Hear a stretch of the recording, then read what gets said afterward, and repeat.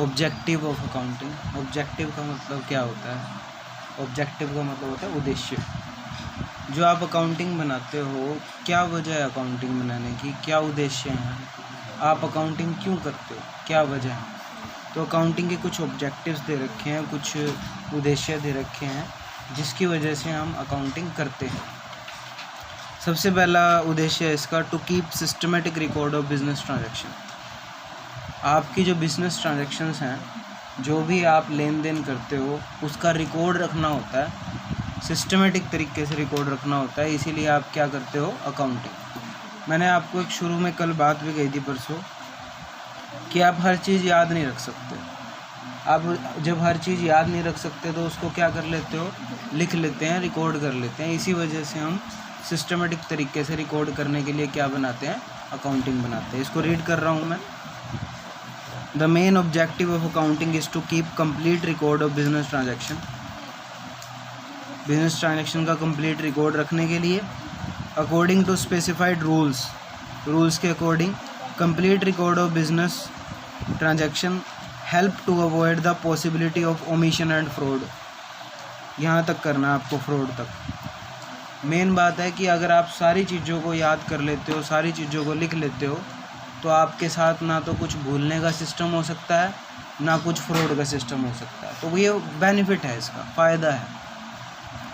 Second है to calculate profit और loss. Profit और लॉस निकालने के लिए भी आप क्या करते हो? अकाउंटिंग करते हो। नॉर्मल सी बात है, हर कोई बिजनेसमैन ये जानना चाहता है कि मुझे प्रॉफिट हो रहा है या लॉस हो रहा है। The second main objective of accounting is to ascertain the net profit and or loss suffered on account of business transactions। देखो, या तो प्रॉफिट होगा या लॉस होगा, वो जानना तो चाहते ही हैं फिर भी। During a particular period, for this purpose trading and profit and loss account of the business is prepared at end of each accounting period. End of each accounting period में आपको क्या करना पड़ता है? प्रॉफिट एंड लॉस प्रिपेयर करना पड़ता है। इसी वजह से आप क्या बनाते हो? अकाउंटिंग। बस यहाँ तक याद कर लेना। थर्ड पॉइंट एक ही लाइन का है, to know the exact reason of leading to net profit और नेट लॉस। देखो, या तो फर्म को प्रॉफिट होगा या फर्म को क्या होगा? लॉस होगा। लेकिन वो प्रॉफिट और लॉस हुआ किस वजह से है? रीज़न, किसी ना किसी चीज़ का कोई ना कोई कारण होता है ना, तो वो किस वजह से हुआ, किस कारण से हुआ, उस कारण का भी पता हम कहाँ से लगा सकते हैं? अकाउंटिंग में से ही। अकाउंटिंग को पढ़ के, अच्छी तरह रीड करके, डिटेल देख के, तभी आपको पता चल पाएगा कि हमें प्रॉफिट हुआ या लॉस हुआ। रीज़न। फोर्थ पॉइंट है to ascertain the financial position of business. देखो, हर कोई बिजनेसमैन ना ये तो जानना ही चाहता है कि मुझे प्रॉफिट हुआ या लॉस हुआ, उसके साथ साथ एक चीज़ और जानना चाहता है कि मेरी पोजीशन क्या है, मेरा बिज़नेस स्ट्रॉन्ग वे में है या वीक है मेरा बिज़नेस। तो वो स्ट्रॉन्ग है या वीक है, वो कैसे पता चलेगा? वो एक स्टेटमेंट बनाई जाती है, अभी जब मैं आपको बाद में सिखाऊंगा, उसको कहते हैं बैलेंस शीट।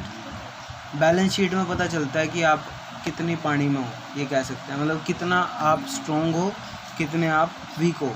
तो वो कहाँ से बैलेंस शीट किस में बनती है? अकाउंट्स में बनती है। For a businessman merely ascertaining profit or loss of the business is not sufficient। कह रहे हैं सिर्फ प्रॉफिट लॉस पता करना काफ़ी नहीं होता। The businessman must know the financial health of business. आप जानना चाहते हो कि बिजनेस की हेल्थ कैसी है। हेल्थ का मतलब वो अच्छा है या बुरा है। For this purpose after preparing the profit and loss account A statement called balance sheet is prepared which show the asset and their value in other hand, liability and capital on the other hand. बस यहाँ तक, other hand तक याद करना आपको। मतलब balance sheet में आपको पता चल जाता है कि आपके पास कितनी एसेट है और आपके पास कितनी लाइबिलिटी है। नेक्स्ट है फंक्शंस ऑफ अकाउंटिंग। फंक्शन, कार्य। अकाउंटिंग क्यों बनाते हैं, क्या वजह है? एक तो ऑब्जेक्टिव और फंक्शन। वैसे आपको एक बात बता सकता हूँ कि ऑब्जेक्टिव और फंक्शन आप सेम लिख सकते हो, कोई ऐसी बात नहीं है, फिर भी हम रीड कर लेते हैं। फर्स्ट पॉइंट है maintaining complete and systematic record. First point तो सेम ही है कि आप रिकॉर्ड रखना चाहते हो, इसीलिए क्या बनाते हो, अकाउंट्स बनाते हो। ये वाला पॉइंट वो वाला पॉइंट इक्वली। सेकंड है communicating the financial results to various parties. Accounting के अंदर तो कम्युनिकेशन, देखो अकाउंट्स बनाने के बाद ना बहुत सारी पार्टीज़ होती हैं जो मतलब जिनको अकाउंट्स की ज़रूरत पड़ती है। तो अकाउंट्स जब बन जाते हैं तो अकाउंट्स जो हैं मालिक को ज़रूरत पड़ती है, बैंकर को ज़रूरत पड़ती है, गवर्नमेंट को ज़रूरत पड़ती है, सबको ज़रूरत पड़ती है। तो अकाउंट ना एक बंदे को ज़रूरत नहीं पड़ती, बहुत सारी पार्टीज़ को ज़रूरत पड़ती है। इसीलिए अकाउंट्स जो है बनाए जाते हैं वेरियस पार्टीज़ को दिखाने के लिए। थर्ड है protecting the assets of business. एक बात बताओ, अगर आप सारी एसेट लिख लो, मेरे पास ये भी चीज़ है, मेरे पास वो भी चीज़ है, तो आप अपनी चीज़ों को भूलोगे नहीं। अगर आप लिखो ही ना तो एक आधी चीज़ जो है ज़रूर भूल जाओगे आप, मतलब रह जाएगी, स्किप हो जाएगी आपके माइंड से। तो इसीलिए अकाउंटिंग जब कर लेते हैं तो आपकी जो एसेट है वो प्रोटेक्ट रह जाती है। प्रोटेक्ट का मतलब आप उसको भूलते नहीं हो तो वो प्रोटेक्शन में रह जाती है, आपके पास याद रह जाती है। फोर्थ पॉइंट है providing assistance to management. Assistance का मतलब होता है हेल्प करना, सहायता करना। अकाउंट मैनेजमेंट की किस प्रकार सहायता कर सकते हैं? देखो मैनेजमेंट जो होती है ना उसको फ्यूचर के लिए प्लानिंग करनी पड़ती है। भाई आगे क्या होगा, फ्यूचर में हम कहाँ क्या इन्वेस्ट करेंगे, क्या बिज़नेस करेंगे, क्या नई नई चीज़ें करेंगे। तो मैनेजमेंट को पुराने अकाउंट्स देख के हेल्प मिलती है कि अगर हम करेंगे तो कुछ बेनिफिट भी होगा या नहीं होगा, कि वैसे ही करते रहेंगे। तो एक्चुअल में बात ये है कि जो हमारे अकाउंट्स होते हैं वो मैनेजमेंट को बहुत ज़्यादा हेल्प करते हैं फ्यूचर प्लानिंग करने में। तो ये फ़ायदा होता है। ये भी आपके 4 ही पॉइंट करने हैं, बस ज़्यादा नहीं। हाँ जी, अब स्टार्ट हो जाती है book keeping, accounting and accountancy. बात बताई थी शुरुआत में, क्या था कि सबसे पहले आप रोज़ के आइटम्स को लिख लेते हो, इसको कहते हैं जर्नल लिखना। उसके बाद आप उसको क्लासीफाई कर लेते हो, लेजर बनाना। उसके बाद आप उसकी समरी निकाल लेते हो, ट्रायल बैलेंस बनाना। उसके बाद आप उसका रिज़ल्ट निकाल लेते हो, जिसको रिज़ल्ट किस में निकालते हैं, profit and loss balance sheet के अंदर सारा रिज़ल्ट। ये एक स्टेप थे, journal, ledger, trial balance, profit and loss count, ये सारी चीज़ें। लेकिन इनको ना 2 नाम दिए गए हैं। सबसे पहले मैं बात कर रहा हूँ बुक कीपिंग की। बुक कीपिंग, किताबों को रखना। उसके बाद अकाउंटिंग, ध्यान से समझना। किताबों को रखना मतलब रिकॉर्ड करना। सबसे पहले रिकॉर्ड किस में करते हैं हम, जर्नल में। उसके बाद क्लासीफाई किस में कर देते हैं, अलग अलग खातों में डालते हैं, जिसमें लेजर में। ये दोनों काम इन दोनों काम को ना एक नाम दिया जाता है, जिसको क्या कहा जाता है, बुक कीपिंग। और बुक कीपिंग ना कोई भी बंदा कर लेगा, मतलब जिस बंदे को ज़्यादा नॉलेज भी ना हो ना वो भी आराम से कर लेगा। जैसे ना एक कंपनी में या कहीं भी जूनियर अकाउंटेंट और सीनियर अकाउंटेंट होते हैं, जूनियर और सीनियर।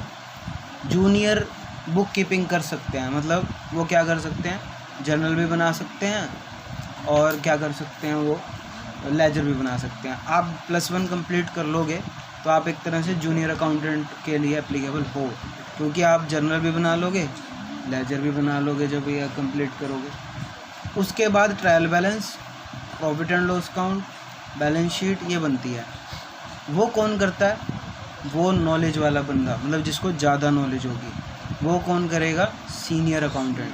+2 करने के बाद आप सब कुछ बना लोगे। वैसे तो आप +1 में ही बना लोगे सारी चीज़ें, लेकिन एक्चुअल में गहराई वाली नॉलेज जो है आपको +2 में जाके आएगी। तो 2 काम किए जाते हैं। बुक कीपिंग के अंदर आता है आपका जर्नल बनाना, ट्रायल बैलेंस बनाना, और अकाउंटिंग के अंदर आता है आपका trading account, trading profit and loss account और balance sheet,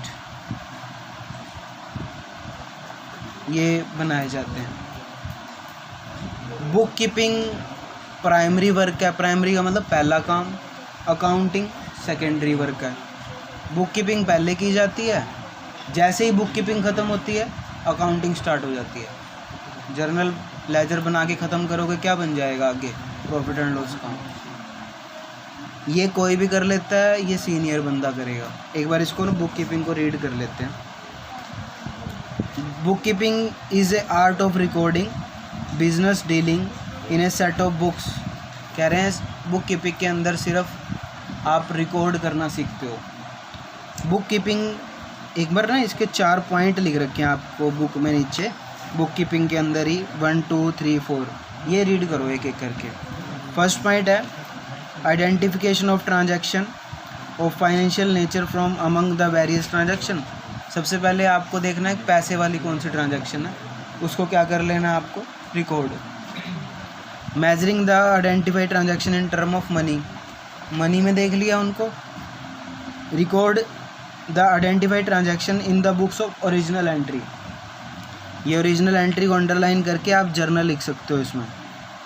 original entry book को कहते हैं जर्नल बुक, मतलब जहाँ पे ये रिकॉर्ड करते हैं ना बुक कीपिंग को, उसको जर्नल कहा जाता है। क्लासीफाई दैम इनटू लेजर, तो ये 4 स्टेप बुक कीपिंग में किए जाते हैं। सबसे पहले मनी वाली ट्रांजैक्शन को देखना, मनी वाली ट्रांजैक्शन को देख के उसको जर्नल में लिखना, जर्नल में लिखने के बाद उसको लेजर में लिख देना। ये आपके बुक कीपिंग के काम। अच्छा भाई, नीचे एक बार रीड करना, छोटा सा पैरा लिखा हुआ है। The bookkeeping function is routine and clerical in nature of, can be performed by person having limited knowledge of accounting. कह रहे हैं जिसको थोड़ी बहुत नॉलेज भी होगी ना, वो भी ये काम ईजिली कर लेगा। अब स्टार्ट होती है बुक कीपिंग, जैसे ही ख़त्म होगी क्या स्टार्ट हो जाएगी आपकी? Accounting. Accounting started where book keeping ends, जहाँ पे बुक कीपिंग ख़त्म होगी वहाँ पे अकाउंटिंग स्टार्ट हो जाएगी। Summarising the classified transaction in profit and loss and balance sheet, balance sheet बनानी है आपको, प्रॉफिट एंड लॉस अकाउंट बनाना है। Analysing the interpreting the summarise result, मतलब आपको रिजल्ट निकाल लेना है। थर्ड पॉइंट है communicating the information to interested party, और जो रिज़ल्ट निकाला है वो जिसको बताना आप बता सकते हो। एक बार नीचे भी पढ़ के देखो। Thus an accountant work goes beyond that of bookkeeper, accountant का वर्क ज़्यादा होता है बुक कीपर से, बुक कीपर को मैं अकाउंटेंट नहीं कह सकता। However in actual practice of accounting process include the bookkeeping function also because on the basis of bookkeeping record an accountant row. बस इतना ज़्यादा करने की ज़रूरत नहीं है, एक लाइन अपनी तरफ से लिख देना कि bookkeeping where book keeping ends और accounting started, and bookkeeping done by junior accountant and accounting is done by senior accountant. बस ये आपको पूरा लाइन बना के लिख देनी है। एक छोटा सा टॉपिक रह गया अकाउंटेंसी। आपने बुक कीपिंग भी किया, अकाउंटिंग भी किया, ये दोनों ना रूल के अकॉर्डिंग होती हैं।